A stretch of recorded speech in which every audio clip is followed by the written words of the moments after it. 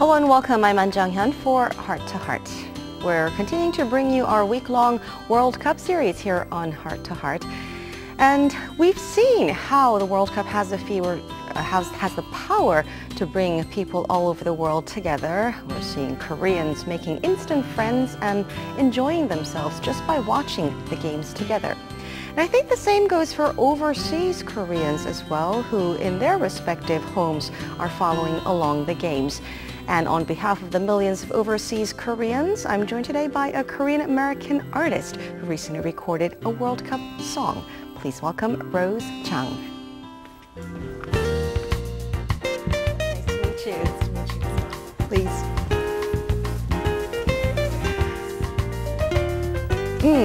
Now, I just introduced you as a Korean-American artist because I didn't quite know what to call you. Popera singer, musical actress, performer, DJ, all these things. What do you like to call yourself? I like to call myself a popera singer.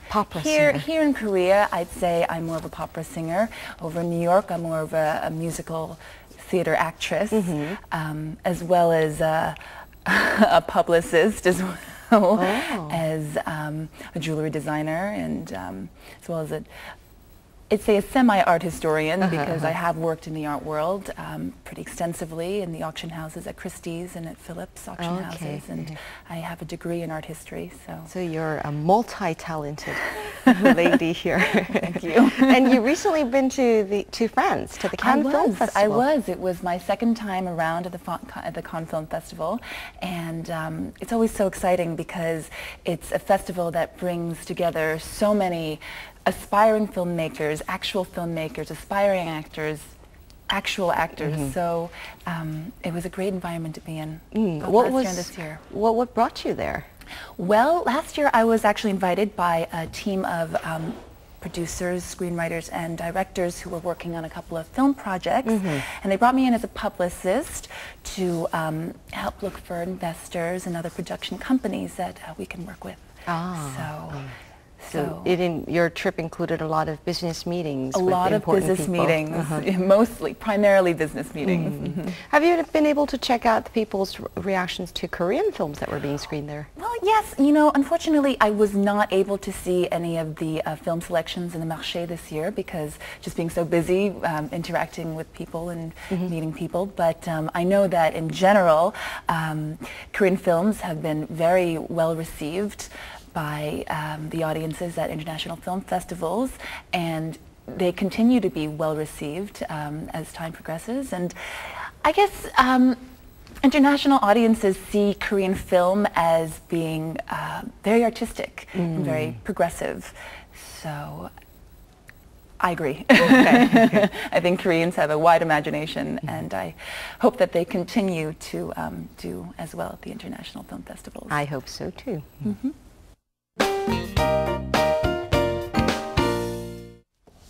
So now let's talk about the reason why you are sitting here right now. This is our week-long World Cup series after all. And we've invited you because you recently recorded a World Cup rally song titled Viva Arirang. Interesting. How did you come to record that? Well, it's interesting because Viva Arirang actually derives itself from a longer 20-minute classical choral piece entitled the Viva Arirang Fantasy, which was debuted last March at the Sejong Munhwa Center. And so the songwriter decided about a month later to take a section of the Viva Arirang Fantasy and make it into a cheer song, specifically written for the Korean team and for the World Cup. And so he rearranged the piece into a kind of more upbeat song, and he asked me to record it. It was actually originally it's supposed to be sung by a baritone, In Sung-gyu, a very fine artist. But I actually sang for the Such a Music Festival recently, and my father had met this particular songwriter that same week. He heard my voice, and he decided to use my voice because it would add a more Korean American, more international flavor to the song. So that's why it became a duet. You're not a baritone though, so you have the baritone Im Sung-gyu singing Im Sung-gyu with me singing both alto and soprano. Worked out better then. Yeah, it did. It did. And I guess then this music is based on a longer classical piece of music then. It is. It is.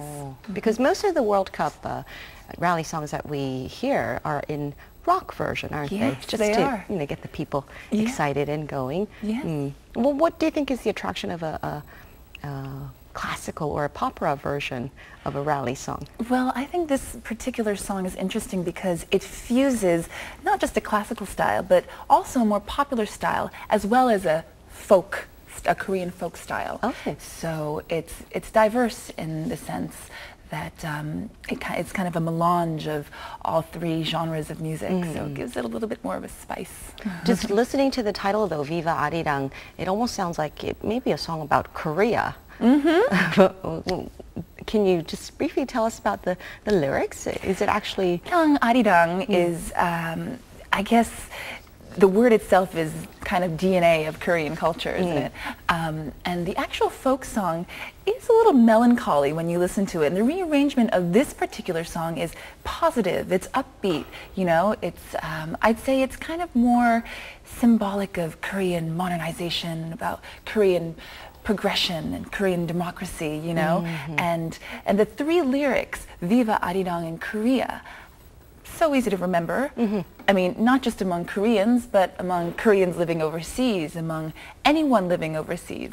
So it's catchy. It's catchy, exactly. Would you be able to give us a bit of a taste?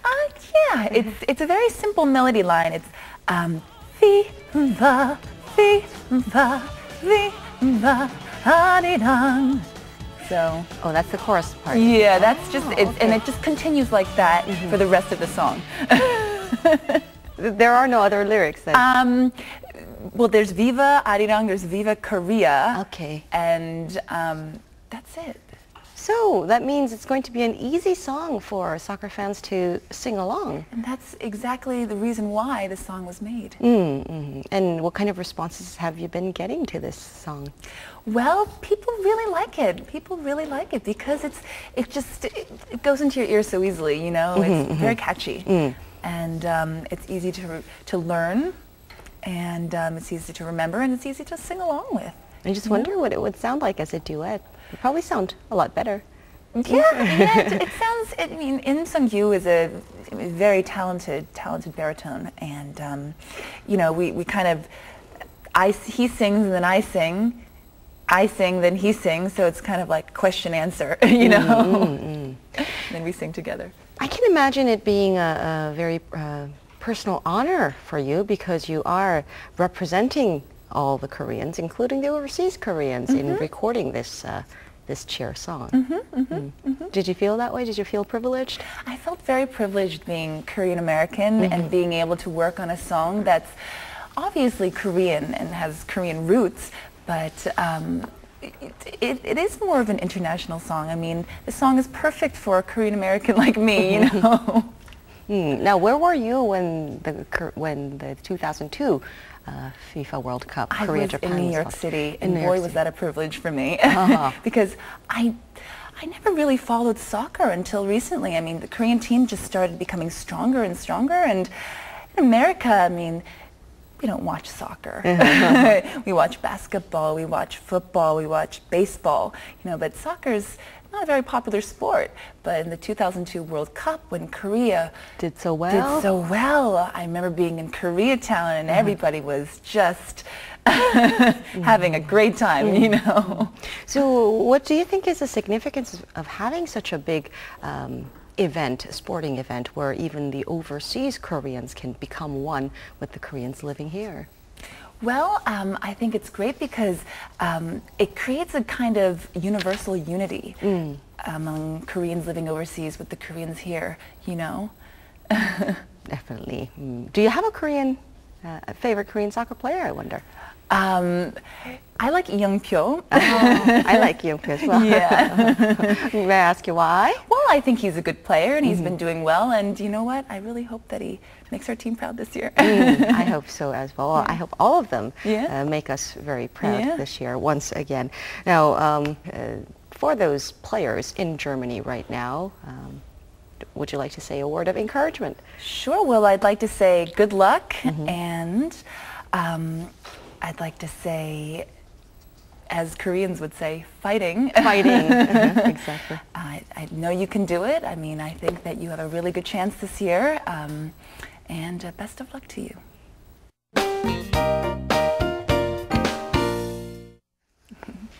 Now let's find out a little bit more about Rose Jang, the multi-talented artist. Now, how is it that you got to do all of these different things? Publicist, musical theater actress, Popera singer? Well, it's interesting because I wasn't a professional singer my whole life, although I did start learning how to sing when I was 4 years old.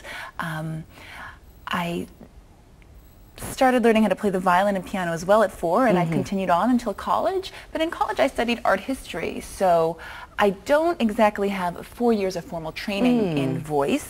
However, I've always been a singer. I've always loved to sing.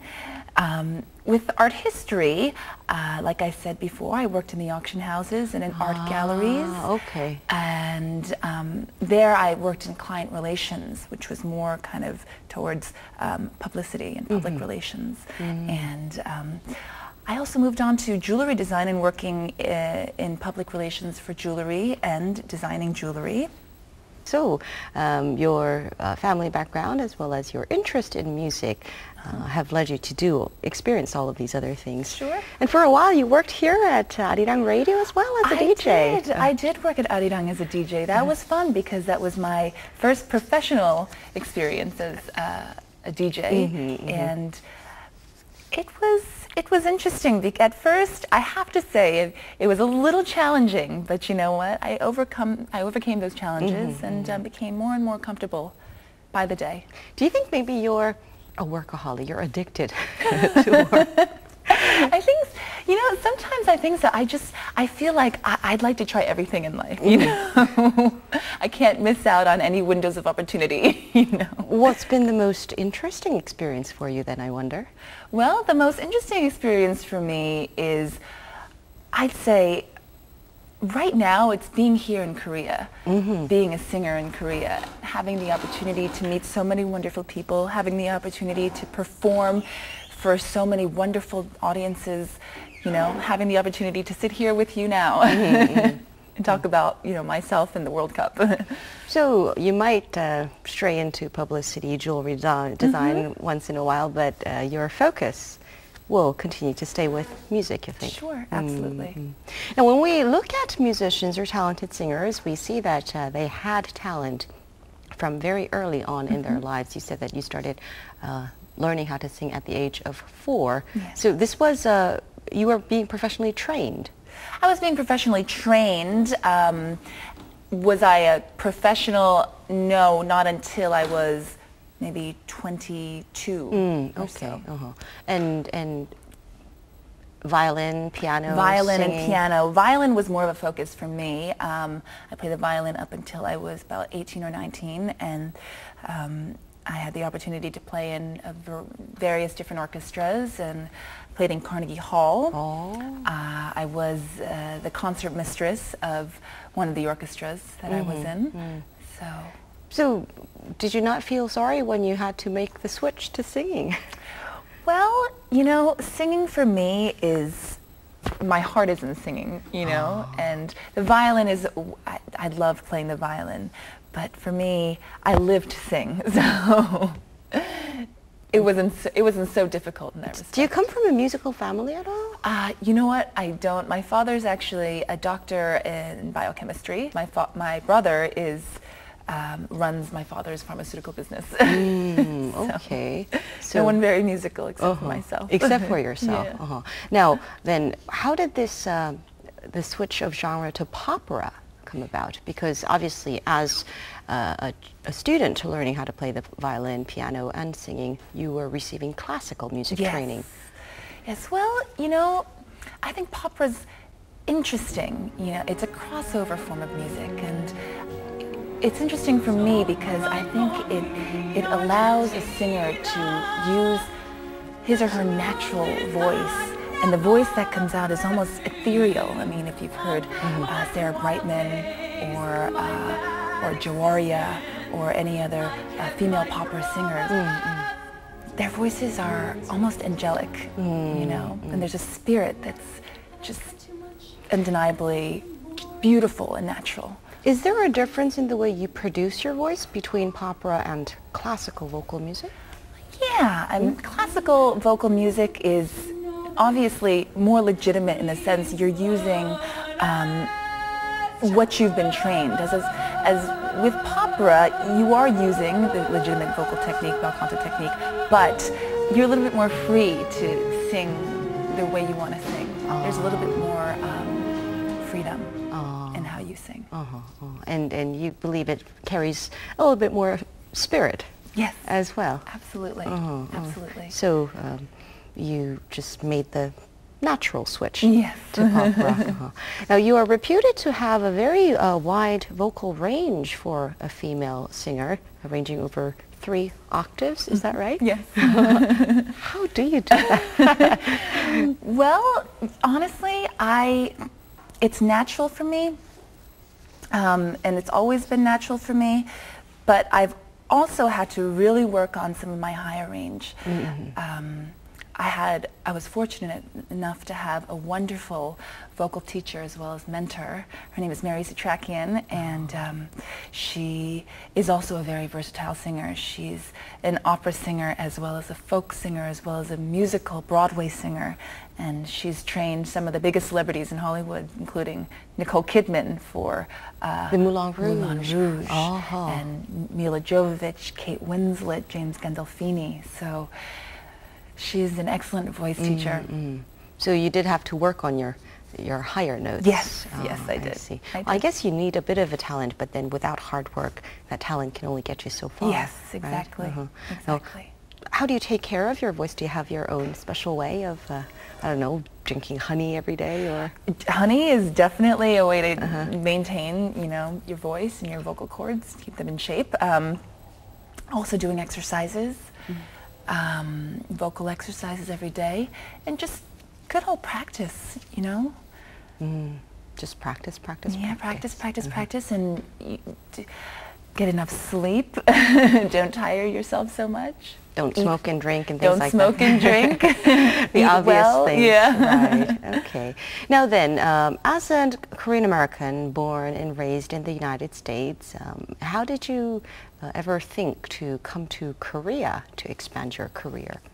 Well, it's interesting because being such a New Yorker and having worked in PR and having been around so many wonderful New Yorkers and having lived that sort of kind of Carrie Bradshaw Sex and the City lifestyle,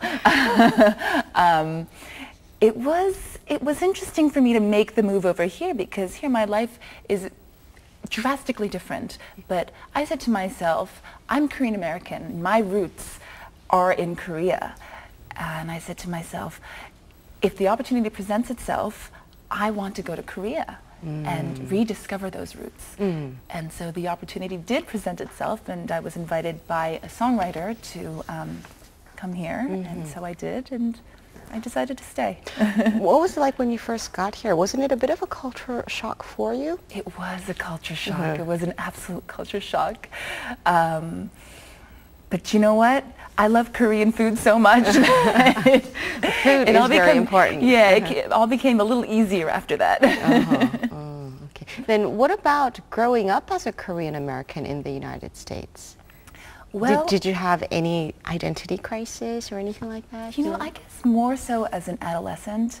I guess when you're a kid and you're different, that kind of translates or equates into being strange or weird, you know. But as I grew older, I learned that being different was okay, and I began to accept it. And you know, growing up, I was very Americanized, very westernized by my parents. Unfortunately, my parents did not teach me how to learn Korean. I spoke with my grandmother when I was very, very young, and that's why even now I remember a little bit of, you know, what I was taught as a younger child. But growing up, yeah, I was westernized, and I had a lot of Western and Caucasian friends, and I was what you'd call a Twinkie. But I was okay with that because, you know, I was always social growing up, and so I never had any problems.